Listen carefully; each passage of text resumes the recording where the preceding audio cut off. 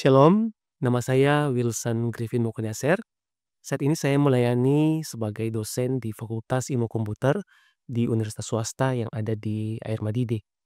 Saya lahir dan besar di lingkungan keluarga yang setia dalam Tuhan. Sekalipun seperti itu, masa anak-anak, remaja hingga pemuda saya tidaklah terlalu mencerminkan kehidupan umat Tuhan yang seharusnya. Dari kecil hingga remaja, saya lebih sering mengikuti kegiatan anak-anak dan kegiatan pemuda ataupun remaja di gereja lain daripada kegiatan di gereja saya sendiri. Hal ini disebabkan kondisi jemaat yang orang mudanya tidak terlalu banyak dan hanya minoritas di desa tempat saya tinggal. Karena desa saya jauh dari tempat yang ada sekolah sesuai dengan lingkungan gereja saya ataupun gereja Kristen, sekolah Kristen yang ada di tempat tinggal yang dekat dengan tempat tinggal saya. Hal ini menyebabkan saya mulai dari SD hingga SMA bersekolah di sekolah negeri dan mengakibatkan saya bergaul dengan orang-orang yang banyak bukan dari lingkungan gereja saya. Suatu kali pada saat saya masih kelas 2 SMA, mungkin sama seperti kehidupan yang ada di desa-desa sebagian besar mungkin seperti itu. Saya pun pergi dan bersama dengan teman-teman dan mulai duduk dari pagi hingga sore hari, siang hari, nongkrong sambil minum minuman keras. Pada sore hari, karena di kampung saya ada sungai yang besar dan ada bendungan, kami pun pergi dengan tujuan untuk mandi di bendungan itu. Tapi saat itu musim hujan dan kondisi debit air sangat tinggi. Orang-orang hanya berani mandi di tepi bendungan yang arusnya tidak terlalu deras. Tapi karena saya dalam kondisi mabuk alkohol, saya pun berani untuk melompat di lokasi buangan air yang kondisi airnya sangat deras, arusnya sangat deras.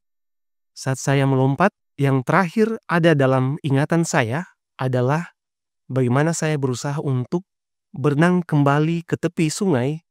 Kemudian setelah itu, saya sudah tidak tahu lagi apa-apa.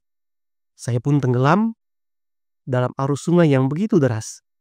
Karena lokasi saya tenggelam berada di buangan air dari atas bendungan, orang-orang yang ada saat itu tidak berani masuk untuk menolong saya. Karena debit air yang sangat deras. Mereka akhirnya berbaris di bagian bawah sungai untuk mencoba menjaga jangan-jangan saya hanyut terbawa arus sungai menuju ke hilir sungai. Saya yakin Tuhan memberikan saya kesempatan kedua kalinya untuk bisa hidup. Saat tubuh saya hanyut, ada seorang ibu yang baru pulang dari kebun menyeberang dekat dengan bendungan lokasi saya tenggelam. Dia pun melihat tubuh saya yang sementara hanyut dan berteriak memanggil orang-orang yang berjaga di bagian atas dekat dengan bendungan. Saat saya sadar, saya sudah ada di puskesmas dan sudah akan dirujuk ke rumah sakit yang ada di kota. Dengan kejadian yang menimpa saya, masih remaja yang berpikir ya hanya have fun dan maunya hanya bersenang-senang dengan teman-teman. Saya pun berdoa dan bertanya, Tuhan, sebenarnya apa rencana yang Engkau rancangkan untuk kehidupan saya? Rencana Tuhan seringkali berbeda dengan apa yang saya rencanakan. Dari awalnya, saya berencana setelah tamat SMA, lanjut untuk berkuliah di perguruan tinggi negeri. Tapi Tuhan menuntun saya untuk pertama kalinya dalam hidup saya.